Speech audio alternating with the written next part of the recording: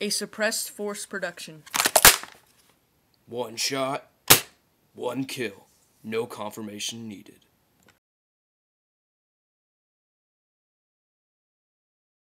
Hi, this is Will. I'm a member of the Darkrun crew, and I'm the gearbox specialist at Darkrun 4960 team. And today I'll be showing you how to disassemble and clean out the factory grease and lubricants, which is very bad, by the way, of the Echo 1 JG, whatever you want to call it, G36c.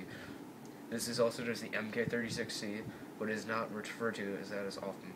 There are basic tools you may need.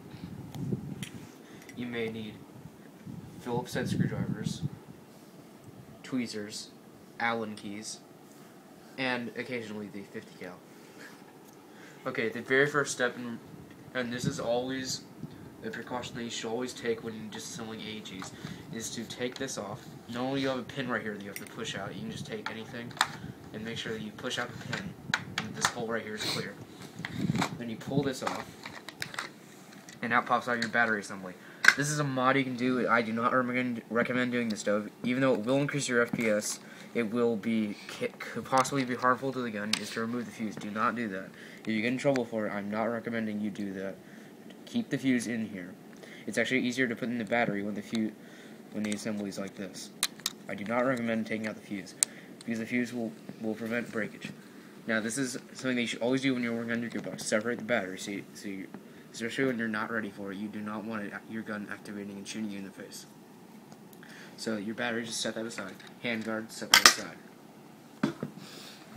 Okay, now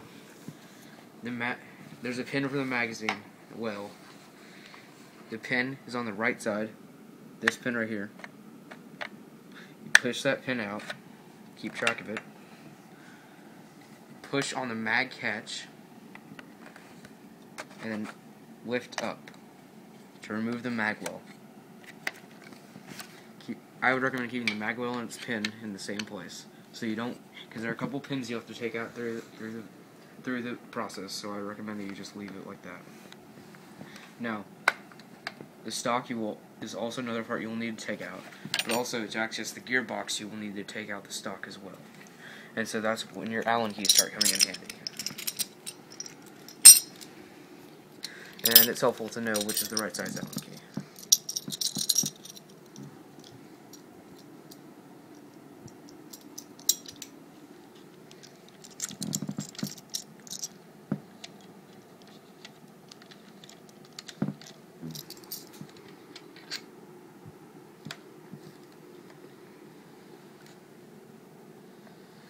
Okay, and also you'll need to pop out the pin that holds the stock in, so it doesn't get in your way later in your process. Just pop it out.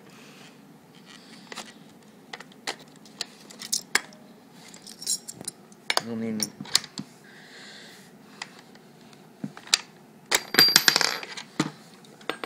make sure again you keep track of this, because otherwise your stock will never fold again.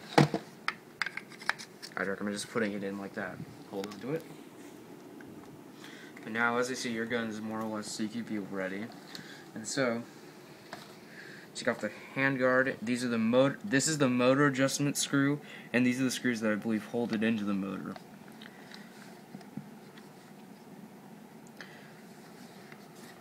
Now, you want to take this Allen key out on each side. There's an Allen key right here, and an Allen key right here. Should be the same size as the one you used for the stock.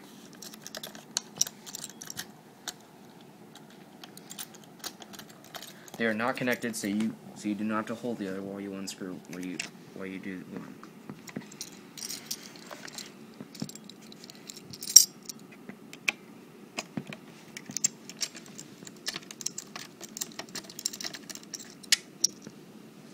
They are different, remember that. One of them came from this one, the one with the thinner head, came from over here. Now we know this isn't going to really matter. It's going to matter for those of you who are nitpicky like that. And this one came from over here, hence their different length.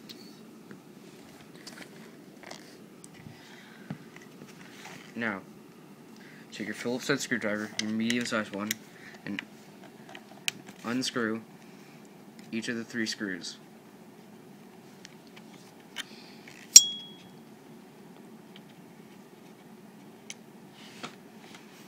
The spell cloth is getting hot.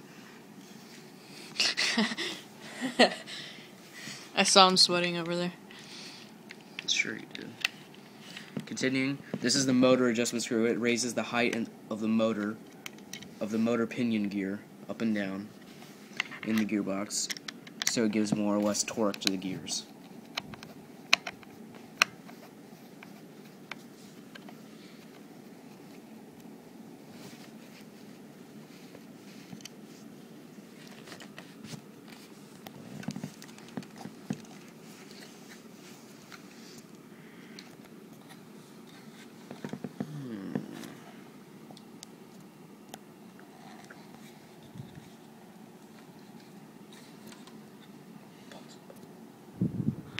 Okay, you're probably gonna be asking me now why I skipped over a bit and have it all disassembled already, but I'm gonna tell you too. This right here is your forward barrel / battery fuselage assembly. This sticks in.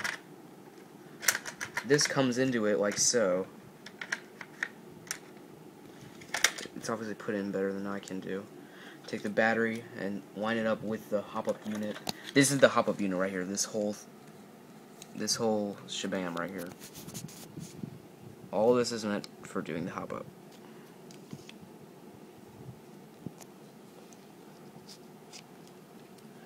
Take the battery, make sure you have that threaded through. Well, you wouldn't necessarily call it threaded, but you just want it sent through.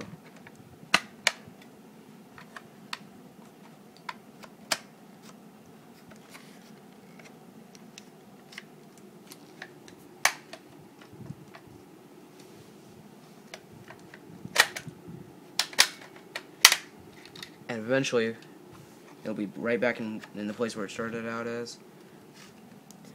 And you can see right here a little bit of your inner barrel. This is a stock inner barrel. It's not especially that good. It's probably a 606, 607. That would be my guess. Echo 1 doesn't really spend a lot of time on their barrels, so that's probably why. Now you'll notice that this is a spring right here. When you put the gearbox in, you have to make sure the spring's up like that. Now, obviously, the gearbox will still be in here. And you're probably asking me, how did I get this out? There are two screws on. This is the actual. This is the far side of it.